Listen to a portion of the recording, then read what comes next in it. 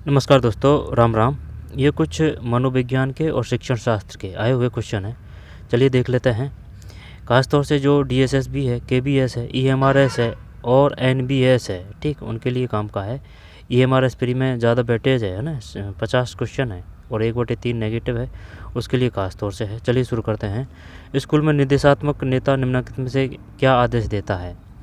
बताइए क्या है इसमें। करो जैसा मैं कहता हूँ, हम इस कार्य को शीघ्रता से पूरा करें, मुझे पता है आप ये कर सकते हैं, इसे तत्काल करो। क्या करें इसमें?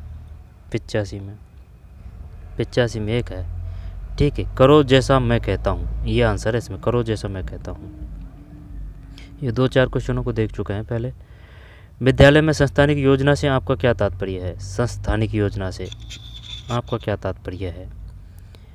स्कूल को निधियाँ प्रदान करने की योजना, यह विद्यालय के चतुर्दिक विकास के लिए बनाई गई संदर्श योजना, समय पर शिक्षकों की नियुक्ति करने संबंधी योजना, खेलकूद की गतिविधियों संबंधित योजना। विद्यालयों में संस्थानिक योजना से आपका क्या तात्पर्य? संस्थानिक। What do you understand institutional plan in school? तो क्या है इसमें? Understand institutional plan in school. तो विद्यालयों में संस्थानिक योजना से आपका क्या तात्पर्य है? स्कूलों को निधियाँ प्रदान करने की योजना, यह विद्यालय के चतुर्दिक विकास के लिए बनाई गई संदर्श योजना है, समय पर शिक्षकों की नियुक्ति करने संबंधी योजना है, खेलकूद गतिविधि संबंधी योजना है। 2 आना चाहिए भाई इसमें। यह विद्यालय के चतुर्दिक विकास के लिए बनाई गई संदर्श योजना है। 2, it is a perfect plan for all round development of school, यही होना चाहिए। इसने भी 2 किया है, 86 में 2 है, ठीक है। यह विद्यालय के चतुर्दिक विकास के लिए बनाई गई संदर्शी योजना है।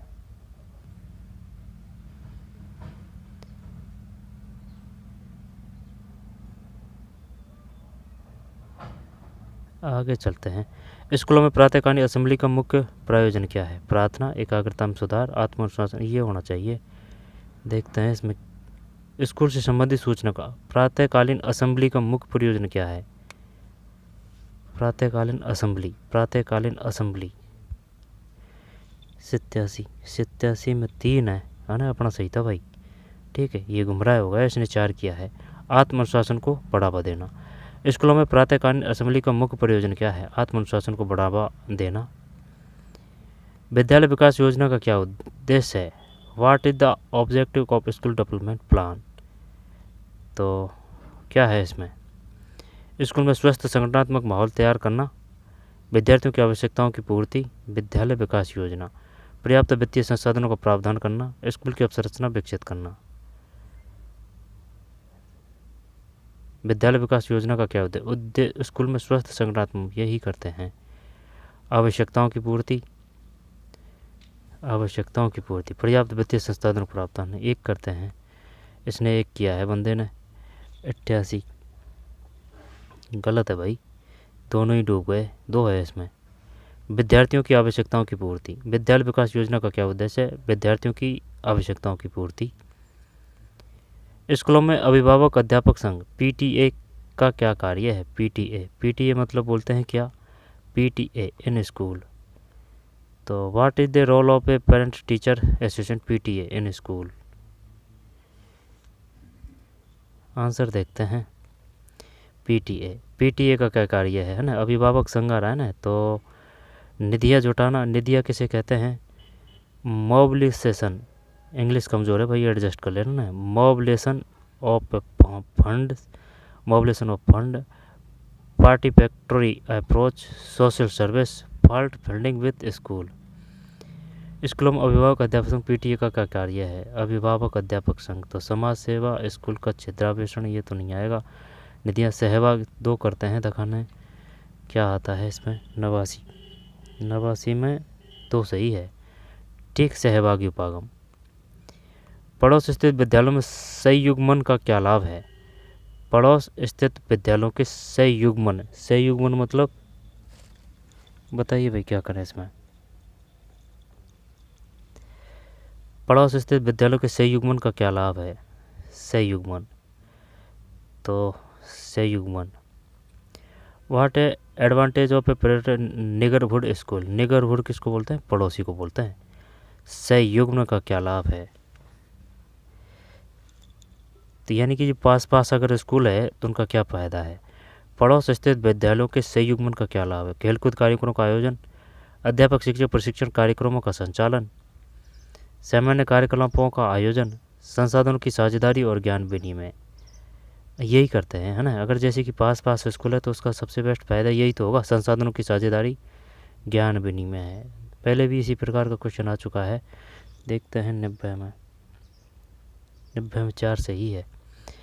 शिक्षा का मुख्य प्रयोजन है, शिक्षा का प्रयोजन। और एक बात देखिए अपन, है ना, जैसे कि ये है ना, कौन सा, चाहे वो पीजीटी का हो, ठीक है, चाहे वो टीजीटी का हो, ये जो केबीएस के हैं, है ना, चाहे वो ईएमआरएस के हैं, उनमें जो ये जो लेवल है ना क्वेश्चनों का, वो सेम ही है, ठीक है, ज़्यादा अंतर नहीं है। होने को तो है लेकिन इतना अंतर नहीं है, ठीक है। मनोविज्ञान लगभग सेम सी है। शिक्षा का प्रमुख प्रयोजन है स्वरूप रूपांतरण, माहौल की संचेतना, आजीविका अर्जित करना। शिक्षा का प्रमुख प्रयोजन ज्ञान प्राप्त यही करते हैं, ज्ञान प्राप्त। 4 91 में, ये तो ले डूबा भाई। 91 में 1 है, 91 में 1 का मतलब है स्वरूपांतरण। स्वरूपांतरण मतलब सेल्फ ट्रांसफॉर्मेशन। सही, मैंने ध्यान नहीं दिया भाई। शिक्षा का मुख्य प्रयोजन है, the main purpose of education is, स्वरूपांतरण, ठीक है, सेल्फ ट्रांसफॉर्मेशन। ये और भी है, होने को तो सब सही है, लेकिन मुख्य की ये बात है तो ये है। आगे चलते हैं, स्वरूपांतरण। ये 5 3 3 4 है, 5 3 3 4 है ना, 5 3। बाल वाटिका वो है जो इसमें ही है। ये 3 का मतलब है 6 7 8, ये 3 का मतलब है 9 10 11, और ये 4 का मतलब है 12वीं प्लस भी है। राष्ट्रीय शिक्षा नीति 2020 के अनुसार नई पाठ्यचर्या का क्या अभिकल्प है? 5 3 3 4, 5 3 3 4 2, इसका भी सही है। 92 में 2 है। राष्ट्रीय शिक्षा नीति 2020 में प्राथमिक शिक्षा के संदर्भ में मुख्यतः किस बात पर बल दिया गया है? सभी ग्रामीण क्षेत्रों में प्राथमिक विद्यालयों की स्थापना, वर्ष 2025 तक निःशुल्क प्रारंभिक शिक्षा का लक्ष्य प्राप्त करना, वर्ष 2030 तक किस बात पर बल दिया गया है? 2030 तक प्रक्रियात्मक साक्षरता संख्या ज्ञान के लक्ष्य को प्राप्त करना, वर्ष 2025 तक बुनियादी साक्षरता संख्या ज्ञान का लक्ष्य प्राप्त करना। देखते हैं इसमें क्या है। 93 में 4 है, ये है 4। वर्ष 2025 तक बुनियादी साक्षरता और संख्या ज्ञान का लक्ष्य प्राप्त करना, वर्ष 2025 तक निःशुल्क प्रारंभिक शिक्षा का लक्ष्य प्राप्त करना। 2025 तक ये नहीं है, ये फंसारा है। वर्ष 2025 तक बुनियादी शिक्षा की पहल किसने की थी? गांधी जी ने, ठीक है। यानी कि 1 से 5 तक बच्चे जो अपनी मातृभाषा है ना, वो भी ऑप्शन आएगा, उनमें भी शिक्षा ग्रहण कर सकते हैं। ये नहीं कि आप इंग्लिश मीडियम ही पढ़ें, जैसे कि कहीं जा रहे हो, कहीं कर रहे हो, कहाँ जा रहे हो, है ना, खुद की लोकल भाषा। क्योंकि बच्चा क्या जाने 0 से 5 बड़ा, वो तो अपनी जो परिवार से जो सीखा है वही तो सीखेगा। और उसको स्कूल में मिल जाता है अलग सिस्टम, तो फिर वो अध्ययन कैसे आगे बढ़ा पाएगा? और अगर उसको वही वर्ड, वही शब्द, वही भाषा अगर मिल जाए तो बच्चा को बहुत आसानी होती है। वर्ष 2025 तक बुनियादी साक्षरता और संख्या ज्ञान का लक्ष्य प्राप्त करना, सही है ये, बुनियादी साक्षरता और संख्या ज्ञान का लक्ष्य प्राप्त करना। और एक और आता है वो 2030 का भी, और एक आता है, ठीक है। राष्ट्रीय पाठ्यचर्या रूपरेखा 2005 में मुख्यतः किस बात पर बल दिया गया है? 2005 में तो ज्ञान को जीवन से जोड़ना, यही करें क्या? श्रव्य दृश्य उपकरण आधारित शिक्षण, सूचना संचार प्रौद्योगिकी का उपयोग, ज्ञान को जीवन से जोड़ना, यही करते हैं। देखते हैं कौन सा है। 94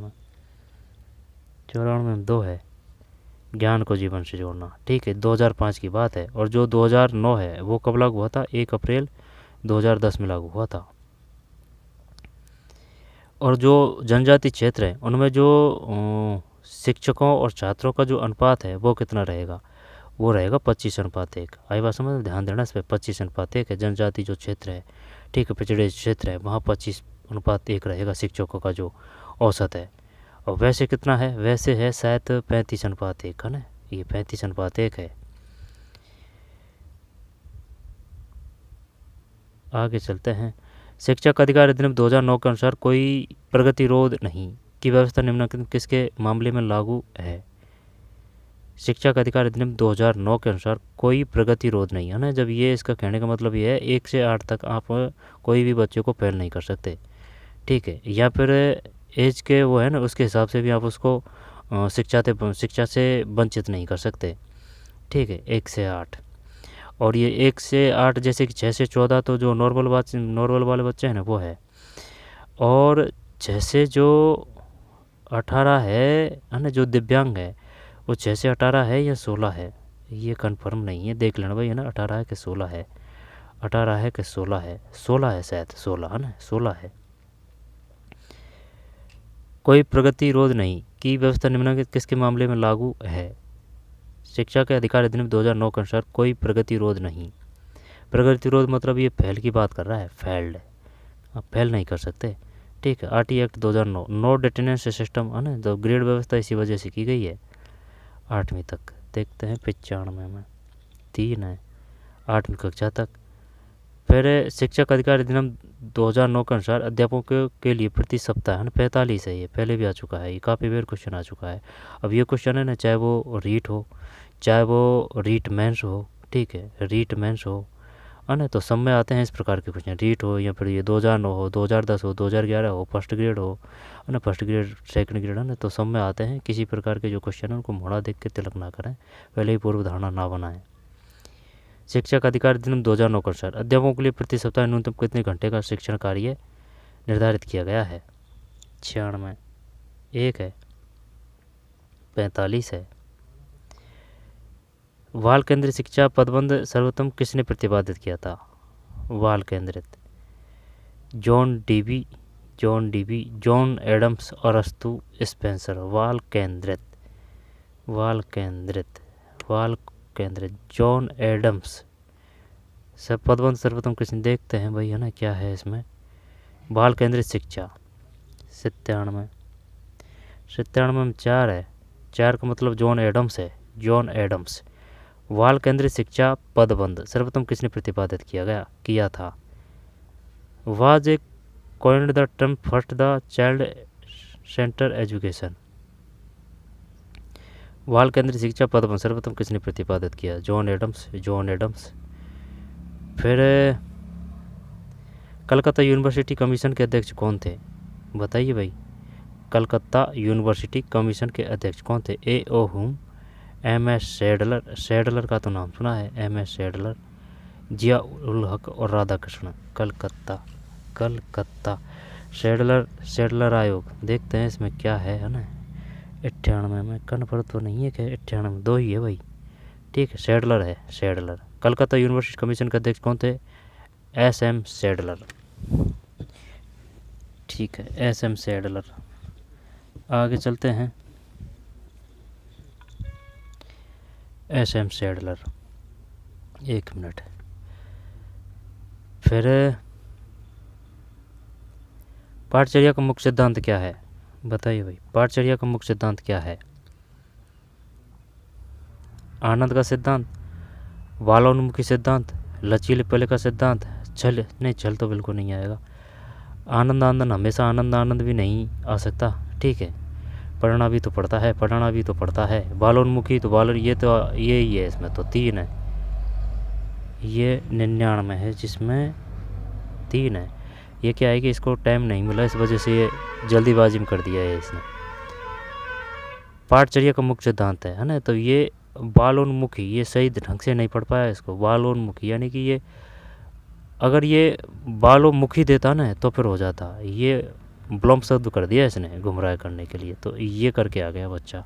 तो इस प्रकार की जो गलती है सबसे होती है ये है ना। तो पेपर को ढंग से पढ़ें, टाइम का ध्यान रखें, घड़ी लगा के रखें, प्रैक्टिस करें बार बार, ठीक है। ये लेकिन ये कर देता है बंदा इसको, लेकिन ये नहीं कर पाया क्योंकि टाइम नहीं रहा।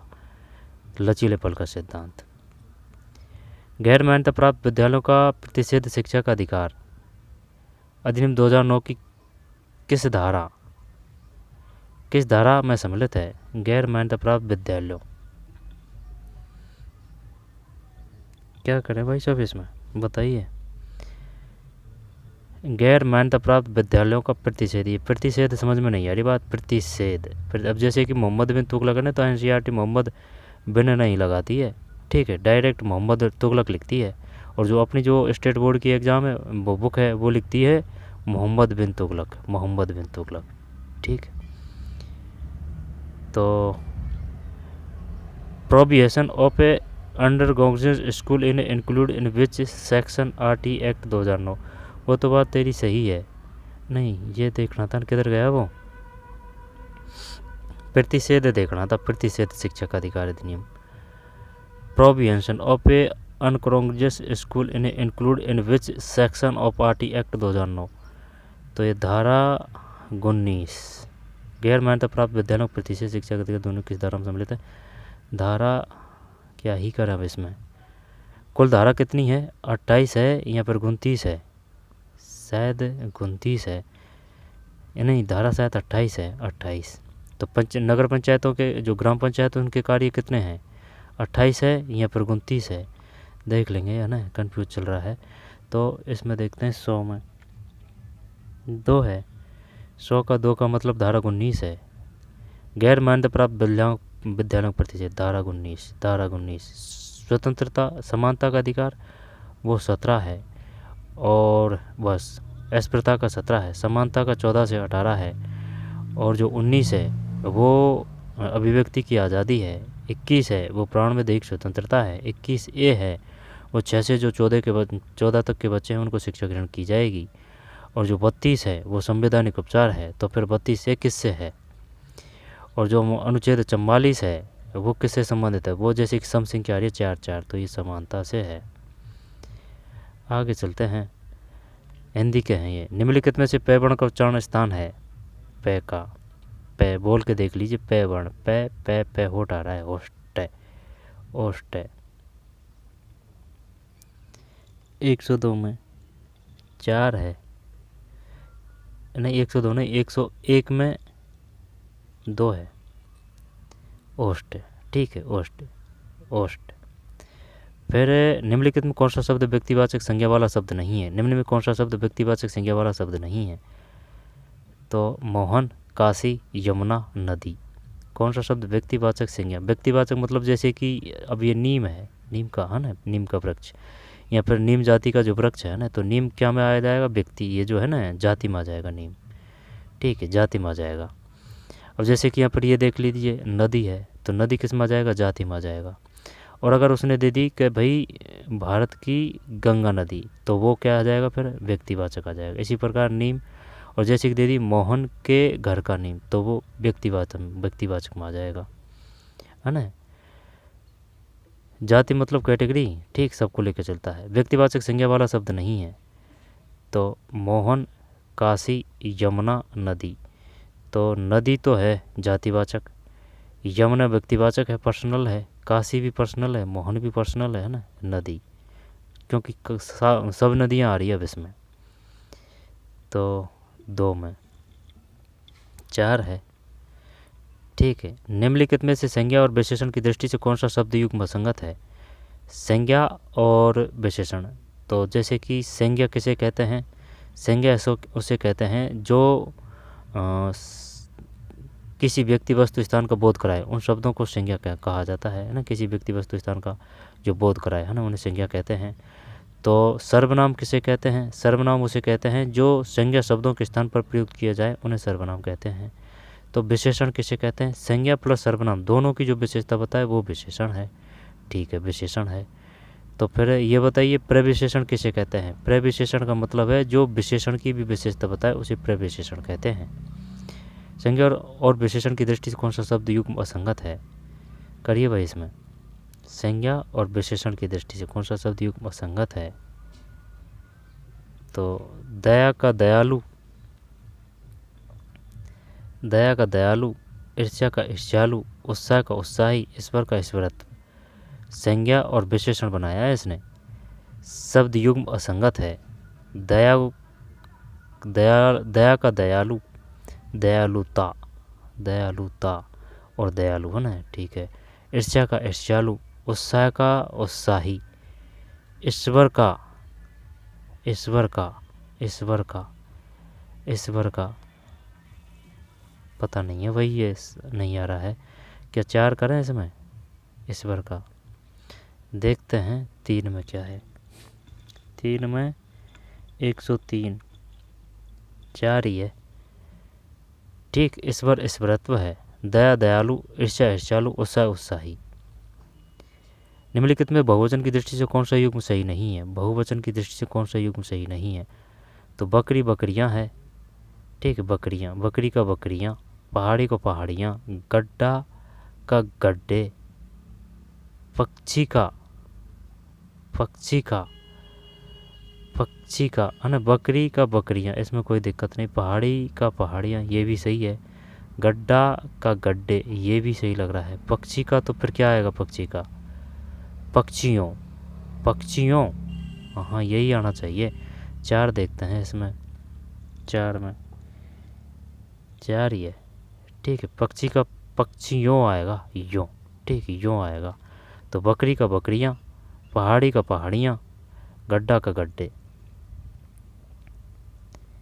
सूरज के पर्यायवाची शब्द हैं, सूरज के सविता, अर्क, हाटक, सतीश। अर्क, अर्क वैसे चांदी को भी बोला जाता है, अर्क। बताइए भाई क्या करें इसमें? सूरज के पर्यायवाची शब्द हैं। रवि तो पक्का है, तो रवि पक्का है तो 1 ले लेते हैं। अब 1 अगर लें तो ठीक है, 1 ले लिया। 1 के बाद में फिर सविता, सविता तो उसका है अर्क, हाटक और सतीश।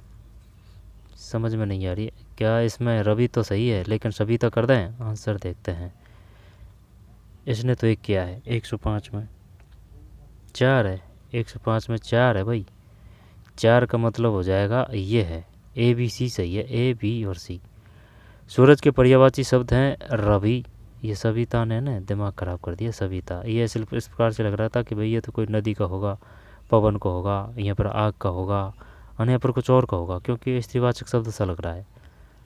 तो सविता है। ठीक है, तो रवि, सविता और अर्क है।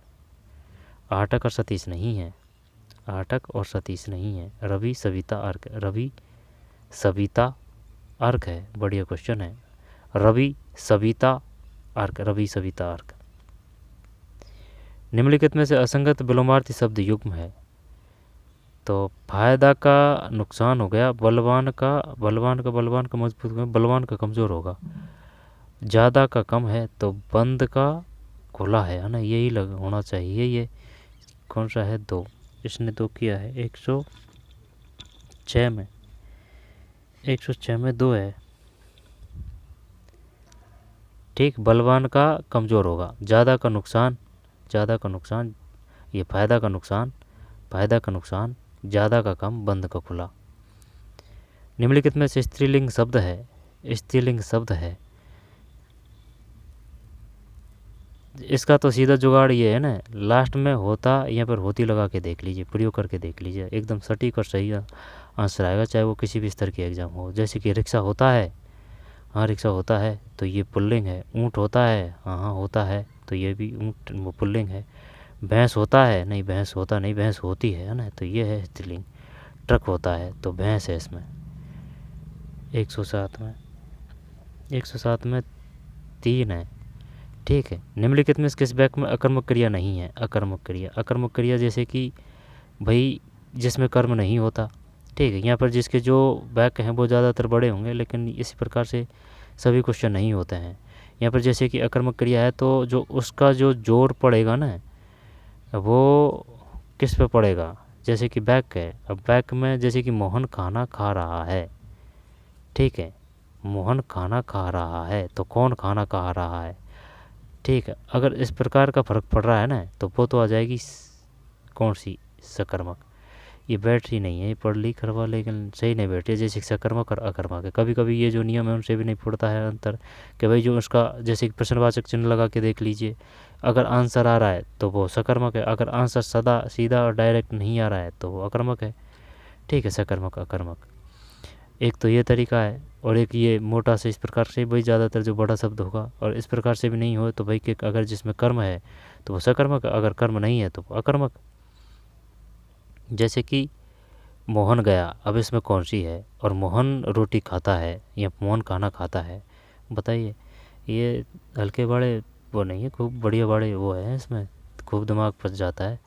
अकर्मक क्रिया नहीं है तो करते हैं तो खाना गलत हो जाएगा तो कोशिश तो करते हैं। अकर्मक क्रिया नहीं है, उल्टा सिस्टम बैठता है वो अपन ने, जैसे कि अपन ये करा है अकर्मक, तो भाई इसमें कर्म नहीं है। तो देखते हैं, अकर्मक क्रिया नहीं है। सूरजभान आता है, सरोज खाती है, राहुल काम करता है, मोहन खाएगा।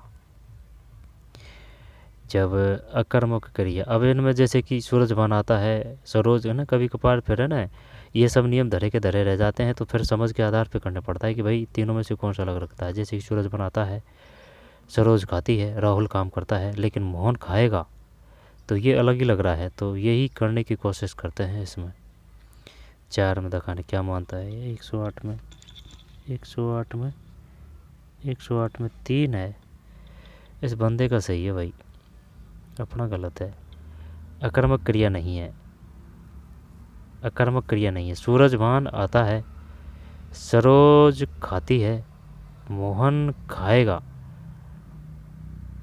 राहुल काम करता है। अकर्मक क्रिया नहीं है, अकर्मक क्रिया नहीं है। जब इसमें पता कैसे चलेगा कि भाई इसमें अकर्मक है या फिर सकर्मक है? राहुल काम करता है, राहुल काम करता है। हाँ, ये अलग ही दे रखा है इसने, है ना। जैसे कि वो आंसर लगा के देखते हैं ना कि भाई आंसर आ रहा है, तो वो सकर्मक का आंसर नहीं आ रहा है, देख लेना भाई, है ना, खुद से कर लेना, अपने अपने का अपन पे नहीं बैठ रहा है ये। अकर्मक क्रिया नहीं है। जब सूरजमान आता है, सरोज खाती है, मोहन खाएगा, राहुल काम करता है। कौन काम करता है? राहुल। तो खाती है सरोज, कौन खाती है? तो ये बैठ नहीं रहा है। आता है, कौन आता है? सूरजमान। मोहन खाएगा, क्योंकि ये जो प्रश्नवाचक चिन्ह है ना, इनका लगाते समय विशेष ध्यान रखना है। ये नहीं कि चार सही लगा के और उसका आप आंसर लिया है ना, उसका सही तरीका होना चाहिए कि भाई इस प्रकार से प्रयोग करेंगे तब आंसर आ रहा है, नहीं आ रहा है। जैसे कि राहुल काम करता है, कि भाई कौन काम करता है? राहुल। इसमें एकदम स्पष्ट हो रहा है। सरोज खाती है, सूरजभान आता है, मोहन खाएगा। दोबारा से देखते हैं, ये है, ठीक है। तो अकर्मक क्रिया नहीं है, अकर्मक क्रिया नहीं है, अकर्मक क्रिया नहीं है, राहुल काम करता है, ठीक है। अब वैसे भी अगर इसमें देखी जाए ना, तो इसमें कर्म हो रहा है कि भाई जो राहुल है वो काम कर रहा है ना, यानी कि एक्टिव है। अब ये सूरजभान आता है, लेकिन ये कब आएगा क्या पता इसका। सरोज खाती है, तो भाई वो खा थोड़ रही है। अगर इसको कर देते कि सरोज खाना खा रही है, तो फिर ये किसकी हो जाती, किस प्रकार की हो जाती है? ये कर्मक हो जाती है। फिर मोहन खाएगा। दोबारा देखिए, अकर्मक क्रिया नहीं है, तो ये नहीं है। अकर्मक की पहचान क्या है? जिसमें कर्म नहीं है, और जिसका जैसे कि अगर प्रश्नवाचक चिन्ह प्रयोग करके देखें तो उसका आंसर आ रहा है ना, तो क्या वो अकर्मक है? हाँ, वो उल्टा सिस्टम याद हो रहा है ना। अकर्मक है, अगर आंसर आ रहा है तो वो अकर्मक है, आंसर नहीं आ रहा है तो क्या वो सकर्मक है? कुछ ऐसे ही है। और जो ज़्यादातर जो सकर्मक होती है ना, तो उसके जो शब्द मिलेंगे वो छोटे मिलेंगे, अकर्मक के जो बड़े मिलेंगे। ये देख ले, इसका जो बड़ा ही है, जैसे कि आता है, सरोज खाती है, मोहन खाएगा, लेकिन ये बड़ा ही आ रहा है इसका, राहुल काम करता है, ठीक है। यानी कि 2-4 तरीके हैं इनको करने के। और अगर इसी प्रकार से नेवट है तो जो 3 से अलग रख रहा है, जैसे सूरजमान आता है, सरोज खाती है, मोहन खाता है, राहुल काम करता है, तो भाई कौन काम करता है? राहुल। सरोज खाती है, और जैसे कि ये दे देता, अब जैसे कि इसका जोर भी पड़ रहा है ना भाई, कि भाई कौन काम कौन कर रहा है? राहुल। तो क्या है? अकर्मक, अकर्मक, ठीक है। यानी कि जो सकर्मक सा लगता है ना वो अकर्मक है, और जो अकर्मक सा लगता है वो सकर्मक है। कहने का मतलब ये है, आई बात समझ में? वो यही ध्यान रखना है। यानी कि जो सकर्मक सा लगता है ना, तो उसमें तो अकर्मक आएगी, और जिसमें अकर्मक सा लगता है ना, उसमें सकर्मक आएगी। अब ये जैसे कि भाई, जैसे कि कर्म हो रहा है इसमें, राहुल काम करता है तो ना कर्म हो रहा है, लेकिन इसमें अकर्मक है ना, तो ये उल्टा सिस्टम ध्यान रखना है। सूरज बनाता है, सरोज खाती है, मोहन का खाएगा, ये तो है कौन सी? अकर्मक क्रिया नहीं है ना, अकर्मक क्रिया नहीं है, अकर्मक क्रिया नहीं है। जब ये नहीं है, ठीक, राहुल काम करता है, राहुल काम करता है, तो ये सकर्मक है। अगर अकर्मक क्रिया नहीं है तो फिर अकर्मक क्रिया नहीं है, तो ये अकर्मक क्रिया नहीं है, तो क्या ये सकर्मक है? राहुल काम करता है, अकर्मक क्रिया नहीं है, तो क्या ये सकर्मक है? तो फिर क्या ये अकर्मक है? सूरज बनाता है, सरोज खाती है, मोहन खाएगा। दिमाग बचा दिया भाई। निम्नलिखित में से कारक और कारक चिन्ह की दृष्टि से कौन सा युग्म होता? कर्ता ने कर्म को, है ना, कर्म को, कर्ता ने कर्म को करण से द्वारा के अर्थ में, कर्ता ने कर्म करण से द्वारा के अर्थ में, संप्रदान के अलग अर्थ में, संप्रदान के लिए अर्थ में, अपदान के अलग होने के अर्थ में, अधिकरण में पर भी संबोधन नहीं हो। कारक और कारक चिन्ह की दृष्टि से कौन सा युग्म असंगत है? कर्ता ने कर्म को आएगा, करण से द्वारा है, अपदान से अलग होने के अर्थ में आएगा, तो कर्ता ने कर्म को आएगा। देखते हैं इसमें क्या मानता है। 109 में 2 है, ठीक है, कर्म के लिए कर्ता ने कर्म को आएगा इसमें ना, और कर्ण से द्वारा के अर्थ में, अपदान से अलग होने के अर्थ में, संप्रदान के लिए के अर्थ में। जैसे पेंसिल से लिखा जा रहा है, ठीक है, और जो गायक है वो बांसुरी के माध्यम से बजा रहा है, संगीत बजा रहा है ना। ऐसे बच्चे हैं वो साइकिल से स्कूल जा रहे हैं, ठीक है, के लिए के अर्थ में। मैं 8वीं कक्षा में पढ़ता हूँ, बैक में रेखांकित शब्द है। मैं 8वीं कक्षा में पढ़ता हूँ, बैक में रेखांकित 8वीं, तो पुरुष गुण सार्वनेमिक संख्या कर देते हैं। देखते हैं इसमें 10 में 2 है। मैं 8वीं कक्षा में पढ़ता हूँ, संख्यावाचक विशेषण। फिर सचमुच बहुत डरी चूहिया से, चूहिया से सच बहुत डरी मैं, सचमुच बहुत डरी चूहिया से सच बहुत डरी मैं, घड़ी देखकर चूहिया को मैं, लगी कांपने घड़ी घड़ी में। झिलमिल 2 के किस वाक्य के लिए लिया गया है? बताइए क्या करें इसमें। नहीं, ये अपने काम के नहीं है, ये क्वेश्चन नहीं आएंगे। व्याकरण के, शिक्षण विधि के, मनोविज्ञान के और एनसीई के, है ना, नई एनईपी के, ये देखना है बस। आगे देखते हैं कोई अगर क्वेश्चन है। ये इंग्लिश भी आएगी भाई, ठीक है। Choose the word nearest meaning to the given one. Wisdom, learning, society, intelligence, क्या करें अब इसमें, पता नहीं है। फिर आगे चलते हैं, आगे चलते हैं। 3 सखियों लिली, चम्मच, जेमसिन, है ना, तो ये मैथ रीजनिंग आ गई। और देख लेते हैं अगर क्वेश्चन हो तो, कोई दिक्कत थोड़ी है। आगे चलते हैं। इस प्रकार के ये रीजनिंग के क्वेश्चन है। रोमन संख्या, पानी की हवाई मोटाई। फिर सब्जेक्ट, एक दंड चार्ट के आधार पर एक मापक बर्तन, और रुस्क इंसेट। फिर गेहूँ की रस्ट। फिर पौधों में 90%। आगे चलते हैं। थोड़ी भी भालू खुद को गर्म करने के लिए तेज चलते हैं। इनको देखते हैं। कल्पना करें कि आप, है ना, यहाँ से ले लेते हैं। गमले में लगे हुए पौधे को ज़्यादा पानी से देने से मर क्यों जाते हैं? क्योंकि पानी अम्लीय होता है, क्योंकि पानी क्षारीय होता है, क्योंकि पानी की आणविक संरचना बदल जाती है। देखते हैं 167 में। 167 में 4 है। 167 में 4 है, ठीक, क्योंकि जड़ें सांस नहीं ले पाती। और कौन सा है? निम्नलिखित पर विचार करें, दिए गए कूट की सहायता से सही उत्तर का चयन करें। 66 में 2 है। केवल सी, केवल सी का, केवल सी। 66 में 2 का मतलब उर्वरकों के अत्यधिक उपयोग से फसलों की अच्छी फसल उपज प्राप्त होती है और मिट्टी की उर्वरता भी बढ़ती है। मिट्टी की उर्वरता बनाए रखने के लिए हमें जैविक खाद के स्थान पर उर्वरकों का उपयोग करना चाहिए। तो सही उत्तर का सी। 2 फसलों के बीच में खेत को कुछ समय के लिए बिना कुछ उगाए छोड़ देना चाहिए, 2 फसलों के बीच में। कल्पना करें कि आप एक झंझा आंधी तूफान फंस गए हैं जिससे बिजली भी गिर रही है। आपने में से कौन सा कार्य सबसे पहले करेंगे? 1, 6, 9, 4, किसी खुले गैरेज में आश्रय लेना। किसी खुले गैरेज में आश्रय लेना। किसी इमारत के अंदर चले जाना। किसी बड़े पेड़ के नीचे आश्रय लेना। कार या बस से उतर जाना। किसी खुले गैरेज में आश्रय लेना। खुले गैरेज में। नीचे 2 कथन दिए गए हैं। दिए गए विकल्प में सही उत्तर का चयन करें। ध्रुवीय भालू खुद को गर्म रखने के लिए तेज चलते हैं। ध्रुवीय भालू खुद को ज़्यादा गर्म होने से बचाने के अक्सर विश्राम करते हैं। तो ये अपने काम के नहीं है ना, छोड़ते हैं इनको। ठीक है, आगे चलते हैं। भारत एक ऐसा जगह है, लेखा भेड़ बकरियां के रखने के लिए बनी जगह को कहते हैं। लेखा दीवार पत्थर चट्टानों एक दूसरे पर रखकर बनाते हैं।